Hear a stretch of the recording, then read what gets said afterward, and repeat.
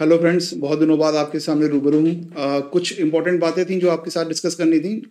Online frauds हम सब आज की डेट में फेस कर रहे हैं। ठगी जो है वो बहुत नई नहीं है, ज़माने से पहले से ही चलती चली आ रही है, पर उसका फॉर्म चेंज हो गया है।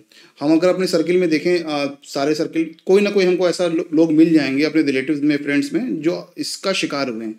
तो एक दूसरे के साथ इंफॉर्मेशन शेयर करी जाए और सतर्क रहा जाए, यही जो है वो इसका बचाव का तरीका है। क्योंकि हमने सबने देखा है कि बाद में कुछ हो नहीं पाता है, जो नुकसान जिसका होना होता है 90% केसेस में फिर वो रिकवरी नहीं हो पाती है।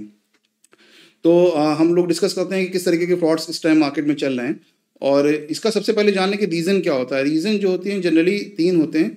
एक होता है ग्रीड, यानी कि लालच। हम में से हर एक के अंदर कहीं ना कहीं थोड़ी सी होती है, वो उसको यूज़ करते हैं लोग, और उसको जो है उसके बेसिस के ऊपर हमको हमारे साथ फ्रॉड करते हैं।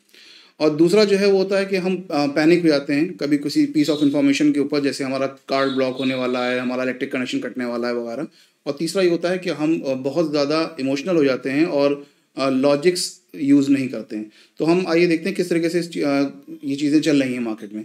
तो अगर एक दूसरे को बताएंगे तो हम सबको फ़ायदा रहेगा। और बताने का मतलब ये बिल्कुल भी नहीं है कि हम बताने वाला कोई बहुत समझदार है और कभी उसके साथ नहीं हुआ। मेरे साथ भी एक ऐसा केस हो चुका है। सबसे पहले जो है कॉल फ्रॉम बैंक, ये सबसे पुराना कहना चाहिए, सबसे पुराना तरीका है।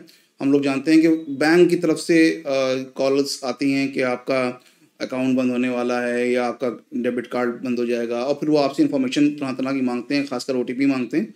तो बिल्कुल सतर्क रहना है, इस तरीके की चीज़ों को एंटरटेन नहीं करना है, किसी हालत में भी ओटीपी या कोई भी अपनी पर्सनल इन्फॉर्मेशन शेयर नहीं करना है। ये काफ़ी पुराना तरीका है। इसके बाद हम देखते हैं सेकंड नंबर पे, दूसरा है केवाईसी के लिए जो हमारे पास मैसेजेस आते हैं, व्हाट्सएप आता है या कॉल आती है। आपसे बताया जाता है कि आपका जो है वो जो इलेक्ट्रॉनिक वॉलेट है वो बंद होने वाला है, आपका पेटीएम बंद हो जाएगा, कुछ और बंद हो जाएगा, केवाईसी डॉक्यूमेंट्स मांगे जाते हैं। तो इससे अलर्ट रहना है कि इस तरीके की चीज़ों में भी नहीं पड़ना है, और नहीं, जब तक कि सोर्स सही पता ना हो तब तक कि हमें कोई भी इन्फॉर्मेशन शेयर नहीं करनी है। और तीसरा हमारा आता है गूगल सर्च। जनरली हमारे यहाँ जो सामान है, इलेक्ट्रॉनिक गैजेट्स हैं, जब वो ख़राब हो जाते हैं तो हम सबसे पहला काम ये करते हैं, गूगल पर उसका सर्विस सेंटर ढूंढते हैं। तो बहुत से लोगों ने गूगल में फेक रजिस्ट्रेशन करा रखा है, और ऐसा होता है कि हम जब सर्च करते हैं तो हमें गलत नंबर मिलता है, और उस पर हम कॉल करते हैं, और वहाँ पे हमें लगता है कि हमने तो किसी सर्विस सेंटर पे ही कांटेक्ट किया हुआ है, तो हम बहुत आराम से उनके साथ इन्फॉर्मेशन शेयर करते हैं और हम वहाँ पर धोखा खाते हैं। ये सारे केसेस जनरली मेरे सर्किल में लोगों के साथ हो चुके हैं। तो इसलिए कुछ भी इसमें ऐसी बात नहीं है जो मैं बढ़ा के अपनी तरफ से बता रहा हूँ, सब चीज़ें होती हैं। और चौथा जो है वो आपका आजकल मैसेज आते हैं कि आपका इलेक्ट्रिक कनेक्शन डिस्कनेक्ट कर दिया जाएगा, रात तक आपका बिल जमा नहीं है। इस तरीके से वो इनिशिएट करते हैं और आपसे आगे चल के इन्फॉर्मेशन मांगते हैं, और ये भी एक तरीका है ऑनलाइन फ्रॉड का। इसके बाद एक बहुत पॉपुलर तरीका चल रहा है ओएलएक्स का। ओएलएक्स पे हम कोई भी चीज़ डालते हैं अपनी बेचने के लिए, तो बहुत जल्दी लोग कांटेक्ट करना शुरू कर देते हैं। और जनरली क्या होता है कि हमने ओएलएक्स के ऊपर चीज़ों के रेट बढ़ा के बताए होते हैं, लेकिन जो हमें कांटेक्ट करते हैं फ्रॉड करने वाले, वो हमसे कोई बार्गेन नहीं करते हैं, फ़ौरन तैयार हो जाते हैं ख़रीदने के लिए, और बताते हैं कि वो आपके शहर में नहीं है, कहीं और हैं। और वो आपसे आपका जो है वो क्यूआर कोड मांगते हैं, जबकि ज़ाहिर सी बात है कि आप क्यूआर कोड की ज़रूरत कोई नहीं है।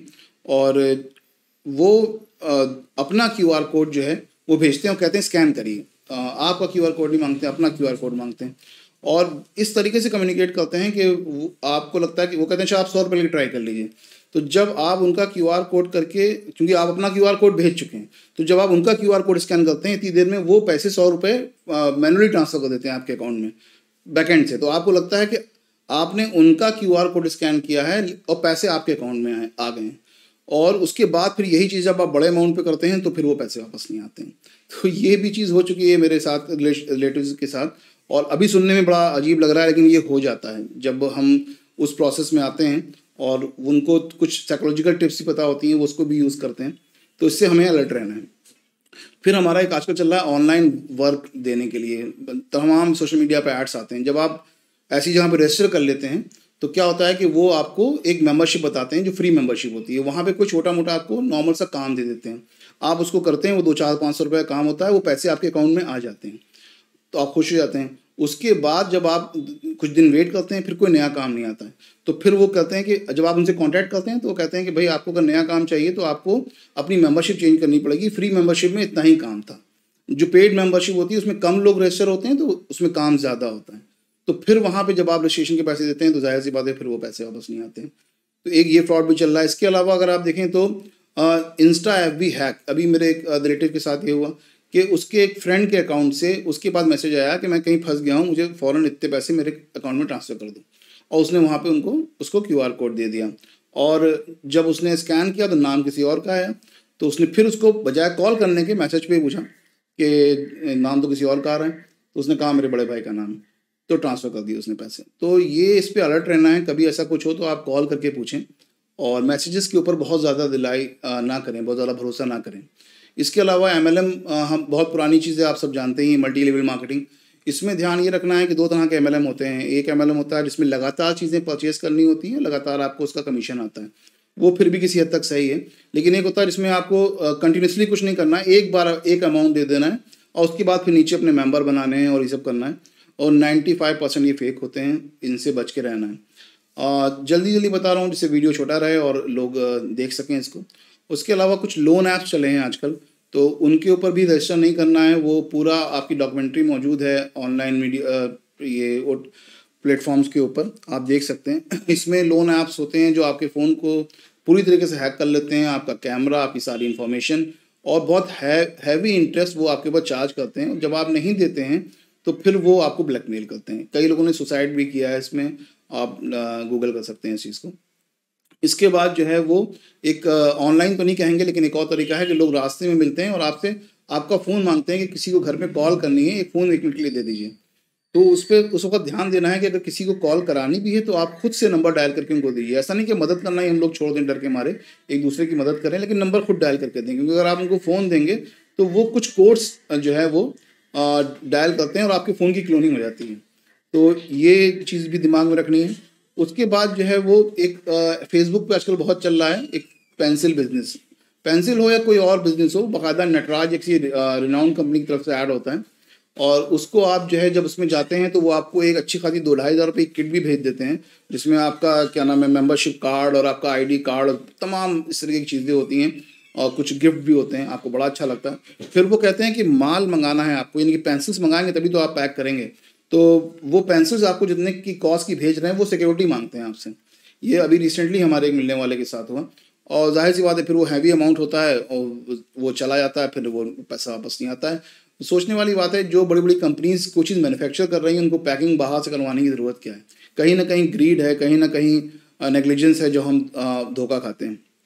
इसके अलावा जो है वो मैनुअल में आप देखें कार्ड चेंज हो जाता है। अभी हमारे रिसेंटली कुछ महीने पहले एक हमारे कलीग हैं, उनके रिलेटिव के साथ ये हुआ कि ATM में गए, तो पीछे से किसी ने बहुत ज़्यादा उनको पैनिक किया, बार बार नॉक करके।